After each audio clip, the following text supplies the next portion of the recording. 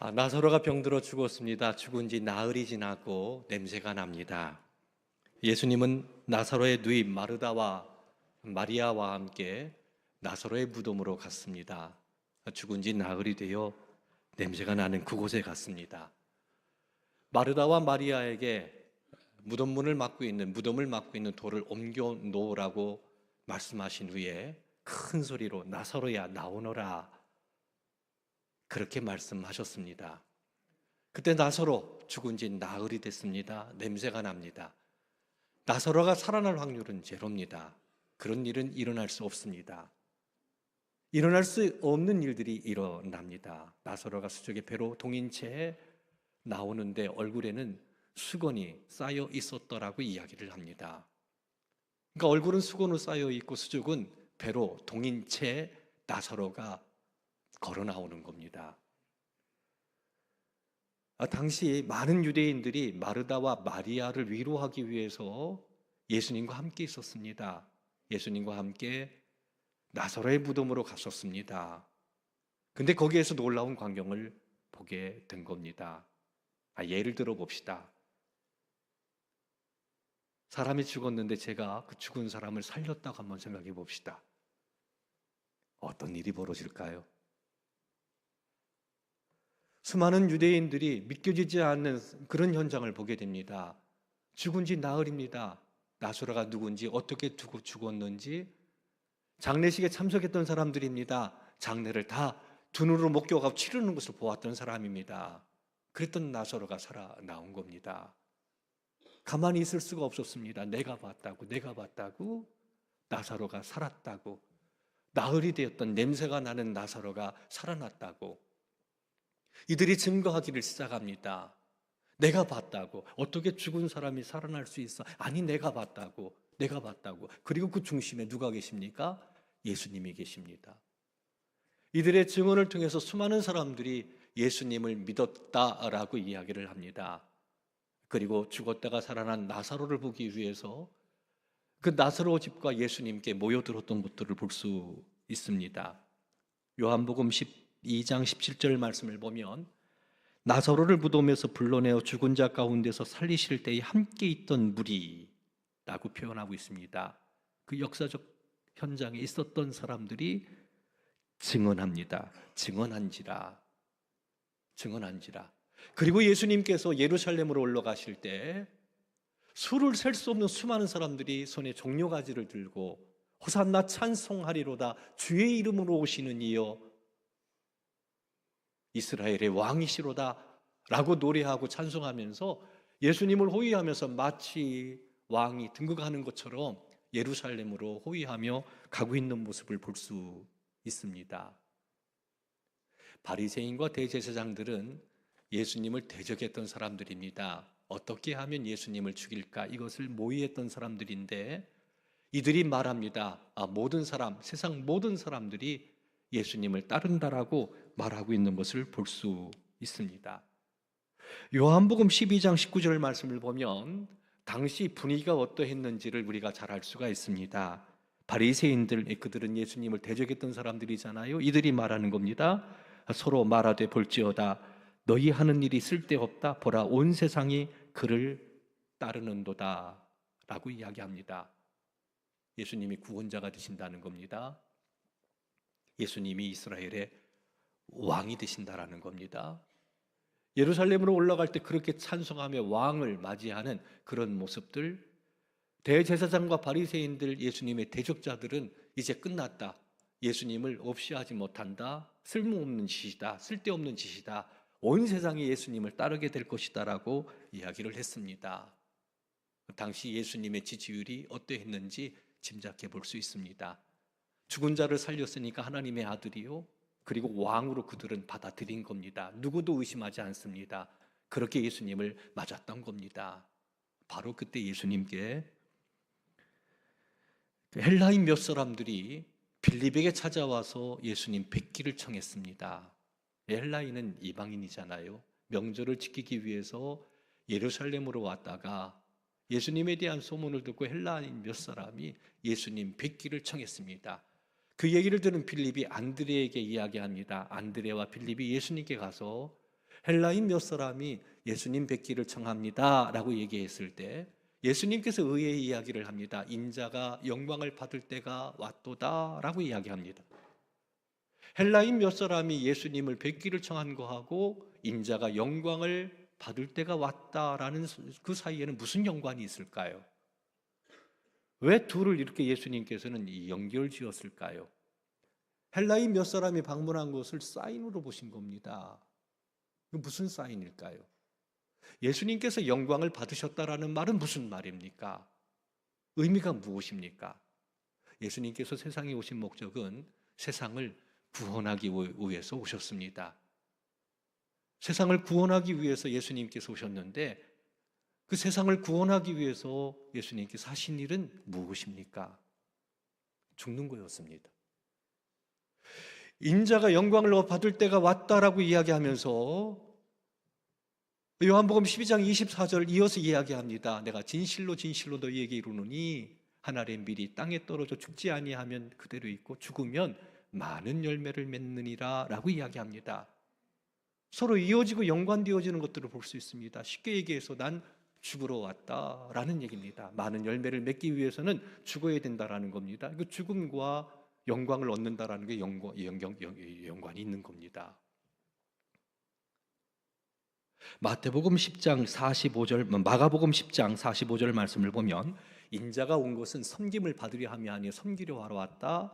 그리고 자기 목숨을 많은 사람의 대속물로 주려 왔다라고 이야기를 합니다. 예수님께서 마가복음 10장 45절에서 내가 내 목숨을 많은 사람의 대속물로 주려 왔다라는 거예요. 이 대속물이라는 것은 뭐냐면 노예를 그 속박에서 해방시키기 위해서 지불하는 돈입니다. 대속물은 돈입니다. 노예를 속박으로부터 해방하기 위해서 지불하는 돈이 대속물이 되는 겁니다. 그러니까 예수님은 자기 목숨을 대속물로 내주신 겁니다. 무엇을 위한 대속물로 내주신 겁니까? 죄와 허물로 죽어있는 우리를 그 죄와 허물에서 해방시키고 구원하기 위하여 자기 생명, 목숨을 내주셨다라고 지불하셨다라고 이야기하는 겁니다. 우리를 구원하기 위해서 그 유일하신 아들을 세상에 보내신 분은 하나님이십니다. 예수님께서는 대속물로 자기 목숨을 우리를 위해 내주셨습니다. 누구든지 예수님 믿으면 멸망받지 않고 영생 얻습니다. 이건 하나님이 주신 선물입니다. 그냥 주시는 겁니다. 죄인인데, 허물 많은데 값을 대신 지불하신 겁니다. 자기 목숨을 대속물로 내주신 겁니다. 그 죽으신 거 십자가 사건이죠. 이 사건을 믿을 때, 이것을 알고 이것을 믿게 될 때 우리는 하나님께 영광을 돌립니다. 온갖 질병에 고침받은 사람들, 그들은 모두 하나님께 영광을 돌렸던 것들을 볼 수 있습니다. 예수님의 그 사역을 통해서 하나님의 이름이 영광을 받으시는 겁니다. 이것을 예수님께서는 인자가 영광을 받을 때가 됐다라고 고백하는 겁니다. 하나님께 영광을 돌리는 거, 곧 내가 영광을 받는 거라는 거예요. 그게 영광. 이 땅에 오신 목적, 그 목적을 이룸으로 말미암아 영혼 구원하는 위대한 일들을 하심으로 주님의 이름을 높였다라고 이야기하고 있습니다. 뭐를 통해서요? 죽음을 통해서. 언제입니까? 그때가 지지율이 하늘을 찌를 듯 했을 때 이스라엘의 왕이라고 호산나 찬송하리로다 왕으로 오신 이여 마음껏 모든 백성들이 주님의 이름을 드높일 때 예수님께서는 헬라인 몇 사람이 방문한 사건을 통해서 십자가의 길을 걷기로 작정하신 겁니다. 그 길을 걷기로. 그래서 인자가 영광을 받을 때가 됐다라고 말하면서 한 알의 밀이 땅에 떨어져 죽지 아니하면 그대로 있고 죽으면 많은 열매를 맺느니라. 하나의 사인으로 본 겁니다. 동방박사가 유대 땅 베들레헴에 아기 예수님께 경배하기 위해서 왔지요. 올 때 그들은 큰 별을 보고 왔습니다. 뭐라고 증언합니까? 성경은 왕이 나셨다는 겁니다. 그래서 보배하블려 황금 유향 모략을 이 땅에 왕으로 오신 예수님께 경배하고 드렸습니다. 왕의 오심을 알린 사람들이 동방박사들입니다. 이방인입니다. 이방인이. 오늘 헬라인, 예수님께서 예루살렘으로 올라가는 것은 왕의 사역을 감당하기 위해서 올라가시는 거예요. 왕이심을 드러내는 겁니다. 바로 그때 헬라인 몇 사람, 누굽니까? 이방인입니다. 이방인들이 예수님 뵙기를 청했던 겁니다. 겨자씨 한 알이 땅에 떨어지면 풀보다 커서 큰 나무처럼 큰 나무가 돼서 새들이 깃든다. 이것이 천국이라고 이야기합니다. 겨자씨처럼 지극히 작지만 그것이 심겨진 이후에는 큰 나무가 돼서 새들이 깃든다. 이 새들은 뭘 가리키냐면 열방을 가리킵니다. 유대인들만이 아니라 세계 모든 사람들을 가리키는 겁니다. 이 땅에 왕으로 오신 예수 그리스도, 동방의 박사들, 이방 사람들이 예수님께 별을 보고 와서 경배합니다.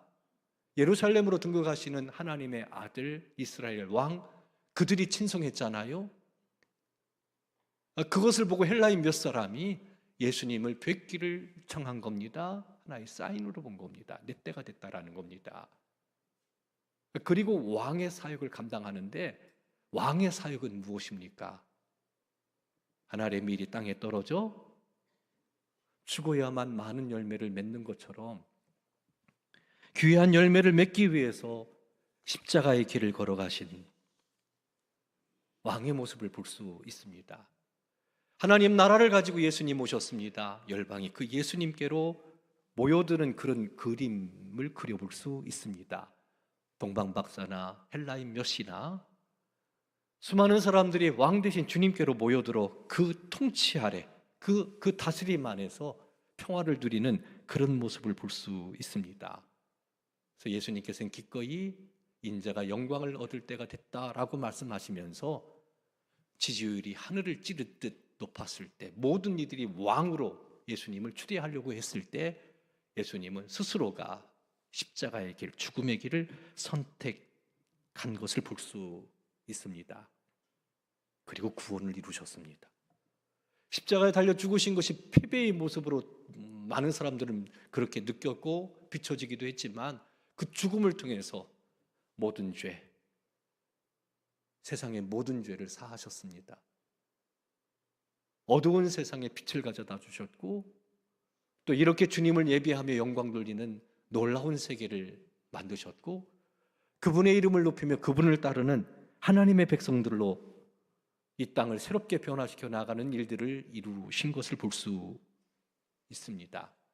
만약 예수님께서 그 죽음의 길을 선택하지 않았고 예루살렘에서 그냥 왕으로 추대를 받아 그렇게 삶이 끝났다면 누구도 구원함을 얻을 수 없습니다. 십자가의 죽음, 하나님의 밀이 땅에 떨어져 죽음으로 말미암아 놀라운 생명력, 많은 열매를 맺어가는 것처럼 예수 그리스도의 죽음을 통해서 저와 우리 성도 여러분, 세상 모든 사람들이 다 구원함에 이른다라는 것은 놀라운 은혜와 축복이 아닐 수 없습니다.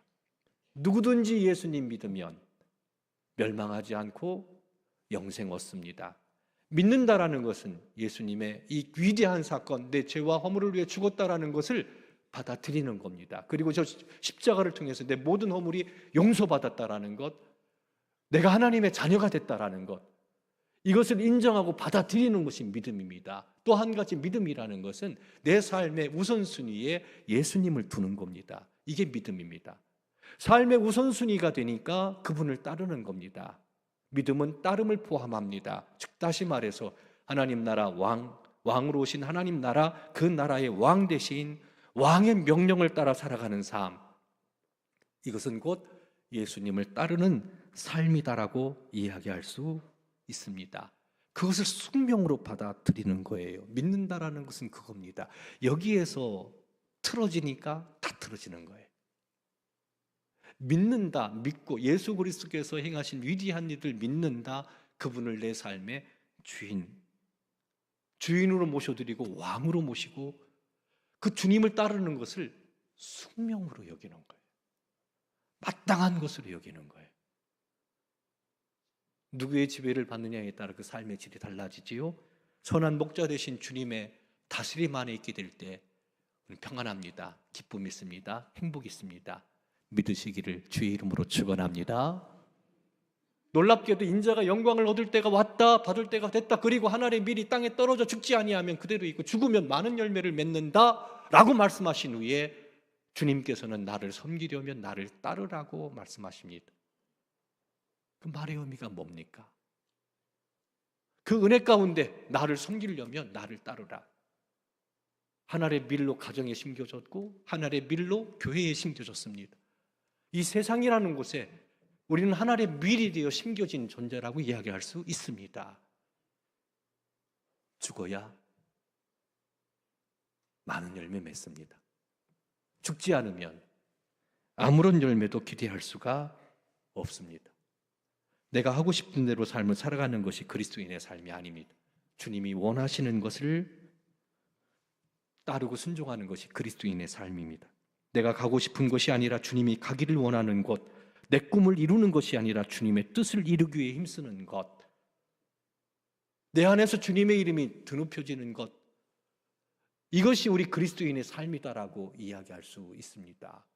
여러 개 중에 한 가지로 예수 믿는다라고 생각하니까 예수님을 주님으로 고백하면서도 일상의 생활 속에서는 따르지를 못하는 거예요. 열매를 맺을 수가 없습니다. 교회를 개척하시고 교회를 위해서 일평생 헌신하고 충성하시는 권사님 한 분이 계십니다. 어느 날 얼마나 속이 상했던지 월요일에 저를 찾아왔어요. 그리고 막 우는 거예요. 교회 왔는데 막 속상한 일이 있었던 모양이에요. 근데 그날은 주일이기 때문에 큰 소리 내면 교회 분위기가 어떻게 또 저를 또 위해 주려고요. 목사님 마음 상할까 봐 교회를 위해서 꾹 참고, 그런 너무 속상해가지고 우시는 그런 모습들, 그분은 교회를 먼저 생각했습니다. 그 권사님은 교회에서 하는 여러 가지 일에 늘 앞장섰고요.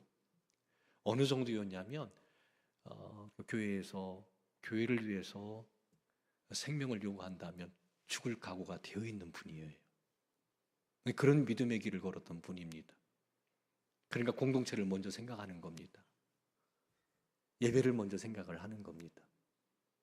죽는다라는 것은 무엇을 말합니까? 내가 하고 싶은 게 있잖아요. 내 뜻이 있잖아요. 오늘 본문을 보면 이렇게 되어 있어요. 25절을 보면 자기 생명을 사랑하는 자는 잃어버릴 것이고 이 세상에서 자기의 생명을 미워하는 자는 영생하도록 보존되리라. 영생도 영원한 생명을 가리켜요. 근데 영생이라는 거, 영원한 생명이라는 헬라어 조에라는 말하고 자기 생명을 사랑하는 자, 자기 생명하고 이 생명하고는 말이 다릅니다. 자기 생명을 사랑하는 자, 자기 생명은 뭘 가리키냐면 인간적인 본능, 충족, 자기 하고 싶은 대로 살아가는 삶을 가리킵니다. 정욕을 따라 살아가는 삶을 가리킵니다. 내 생각대로 내가 하고 싶은 대로 삶을 살아가는 거예요. 이것이 자기 생명을 사랑하는 사람입니다. 그렇게 살면 예수님 말씀하셨어요. 생명 잃어버릴 것이요 라고 얘기합니다. 그러나 자기 생명을 미워하는 자, 자기 생명을 미워하는 자는 뭡니까? 정욕대로 살지를 않고 정욕대로 사는 것을 거부하고 선한 목자 대신 주님의 말씀, 선한 목자 되시니까 생명의 길로 인도하시잖아요. 그 말씀을 따라 살아가는 삶, 내가 하고 싶은 것이 있지만 주님을 따라가는 삶, 자기 생명을 미워하는 자예요. 자기 생명을 사랑하는 자는 내가 하고 싶은 대로 살아가는 사람. 우리 예수님을 구주로 영접하고 새 생명 얻었잖아요. 우리는 하나님의 자녀잖아요. 우리의 왕은 주님이시잖아요. 그분을 따른다라는 거, 그분을 섬긴다라는 거, 자기 생명을 미워하면, 즉 다시 말해서 내가 하고 싶은 대로 살아가는 것이 아니라 거듭 말씀드립니다. 주님께서 원하시는, 주님께서 기뻐하시는 일을 쫓아 그 믿음의 길을 걸어가는 사람이라고 이야기할 수 있습니다. 26절 다 같이 한 목소리로 읽습니다. 26절입니다. 사람이 나를 섬기려면 나를 따르라. 나 있는 곳에 나를 섬기는 자도 거기 있으리니 사람이 나를 섬기면 내 아버지께서 그를 귀히 여기시리라. 할렐루야. 나를 따르라. 다시 말해서 하나님의 미로 심겨졌는데 예수님처럼 죽으라는 거예요. 죽어야만 열매 맺으니까 그와 같은 삶의 길로 우리를 초청하신 겁니다. 우린 세상에 심겨졌습니다. 가정이라는 울타리, 교회라는 울타리, 일터라는 울타리, 크게 보면 이 세상에 심겨진 하나님의 백성입니다. 거기에서 죽지 않으면, 죽음이라는 것은 뭘 가리킵니까? 희생하고 헌신하는 거잖아요. 그러면 많은 열매 맺습니다. 요한계시록의 말씀을 보면 수를 셀 수 없는 수많은 사람들이 하나님과 어린 양 대신 예수 그리스도께 찬양과 존귀와 영광을 돌리는 모습이 나옵니다. 요한계시록에 보면 수를 셀 수 없는 사람이라고 이야기하고 있습니다. 예수 그리스도 십자가 죽음을 통해 그 한 사람의 죽음을 통해서 수를 셀 수 없는 수많은 사람들이 영혼 구원받고 영광의 나라에서 하나님의 이름을 드높이는 그런 모습을 볼 수 있습니다. 이와 같은 사람을 하나님께서 귀하게 여기신다고 다른 번역서를 보면 가장 높여주신다라고 말씀하고 있습니다. 예수님을 높여주셨던 것처럼 귀하게 여기신다, 높여주신다라는 겁니다. 그리고 바로 그곳에 내가 있다, 나 있는 곳에 그들도 함께 있다라고. 놀라운 은혜죠. 사랑하는 성도 여러분, 행복한 가정을 세우기를 우리는 원합니다. 그렇다면 좋은 배우자가 되기 위해서 힘써야 됩니다. 희생하고 헌신해야 됩니다. 하늘의 밀이 땅에 떨어져 죽지 않으면 하늘 그대로 있는 겁니다. 행복한 가정 꿈꾸지 마세요. 내가 죽지 않으면 행복한 가정을 얘기한다라는 것은 옳지 않습니다. 그런 세상은 오지 않습니다. 우리는 하나님의 교회가 부흥하기를 원하잖아요. 근데 희생이 없어요. 헌신이 없어요. 예배하지 않고 기도하지 않고 사역에 참여하지 않고 교회 부흥을 원한다라는 거 어떻게 생각하십니까? 내가 희생하지 않고 헌신하지 않고 이 교회라는 공동체 가운데 내가 뿌려진 하나의 밀인데 그 밀이 죽지 않으면, 희생하고 헌신하지 않으면 열매 없습니다. 열매 없습니다. 열매 맺기를 원한다면, 교회가 부흥하기를 원한다면 예배자의 자리, 기도자의 자리, 사역자의 자리, 사역의 자리, 전도의 자리 힘쓰고 애써야 된다라는 겁니다. 희생하고 헌신해야 된다라는 거예요. 그래야 뭔가 되는 것 아닙니까? 그 모든 것들이 누구로부터 시작되어야 됩니까? 나로부터, 우리 스스로가. 교회에 심겨진 하나의 미랄이라고 이야기할 때 지금 나를 따르라는 주님의 말씀은 무슨 말입니까? 죽으라는 얘기예요. 희생하고 헌신하라는 얘기예요.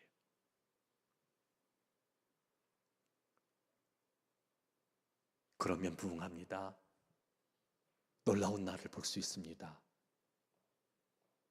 행복한 가정 그럼 세워질 수 있습니까? 없습니까? 우리가 대답을 저 반성 많이 했습니다. 설교 준비하면서요. 막 성도 여러분들에게 많이 하는 게 아니에요. 반성 많이 했습니다. 또 목회자가 부흥하기를 원하잖아요. 근데 이 메시지는 어떤 메시지냐면, 재훈아, 너 죽어야 돼. 그래야 돼. 부흥하기를 원한다면 너 죽어야 돼. 너 죽지 않고 부흥을 원한다? 이런 욕심장애가 어디 있어? 그런 일은 없어. 그런 일은 일어나지 않아. 이게 주님이 주신 메시지예요. 무슨 말입니까?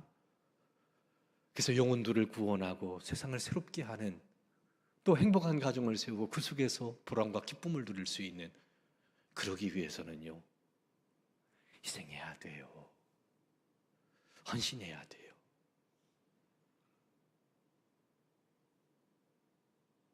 우리 3부 예배니까 조금 길게 하겠습니다. 질문합니다. 교회에서 한 사람이 죽어야 된다면 누가 죽어야 될까요? 교회에서 한 사람이 죽어야 된다면 누가 죽어야 될까요? 어느 목사님이 제가 이 설교를 어느 모임에서 했거든요. 그래서 목사님 그게 멘트가 참 좋아서 자기 교회에서 한 사람이 죽으면 누가 죽어야 되냐 이렇게 물어봤더니 교회 학교 학생 하나가 목사님이요 그러더래요. 그러면서 그 목사님 설교 받고 은혜 받았다고 하면 그 얘기 하더라고요. 그래서 우리 교회들 어떨까? 한 사람이 죽어야 된다면 누가 죽을까? 목사님 아닌 것 같아요. 우리가 생각하기에는 목사님이 첫 번째 죽어야 돼요. 담임 목사님이 죽으니까 우리 교육자들 다 죽어야 돼요. 어쩔 수가 없어요, 구조적으로. 두 번째는 누가 죽어야 돼요? 죄송합니다. 우리 사모님도 돌아가셔야 돼요. 그렇잖아요. 그 다음에는요, 권사님. 그 다음에는요, 집사님. 근데 이런 생각을 해봤어요. 한 사람이 죽어야 된다면, 그래서 많은 열매를 맺기를 원한다면 과연 누가 죽어야 될까? 누가 죽을까? 교회를 가장 사랑하는 사람, 예수님을 가장 사랑하는 사람, 그런 뜨거운 열망 가지고 믿음의 길을 걸어가는 사람. 목사님도 도망가고 장로님도 도망가고 권사님도 도망가지만 하나님께서 여기 하나님의 밀로 나를 심어주셨다라고 고백하고 하나님 나라와 의의를 위해서 살고자 하는 사람이 기꺼이 한 사람이 죽는다면 죽을 것입니다. 바로 그 죽음을 통해서 많은 열매가 맺어지는 겁니다. 행복한 가정 원한다면, 아름다운 교회 부흥을 원한다면, 이 땅이 새롭게 변화되기를 소망한다면 예수님께서 말씀하신 것처럼 죽어야 합니다. 희생적인 헌신 없이 평안함도 아름다운 부흥도 이 땅의 변화도 기대하기 어렵습니다. 하지만 주님께서 그 십자가 길을 걸어간 것처럼 우리가 그 길을 따라 기꺼이 죽고자 하는 마음 가지고 나가게 될 때 가정 살아나고 교회 부흥하고 이 땅 새롭게 된다라는 거 꼭 기억하시고 올 한 해 하늘의 밀이 땅에 떨어져 죽는, 하늘의 밀이 되어 죽는, 그래서 많은 열매를 맺어가는 우리 성도 여러분 또 우리 교회 되기를 주님의 이름으로 축원합니다. 기도하겠습니다.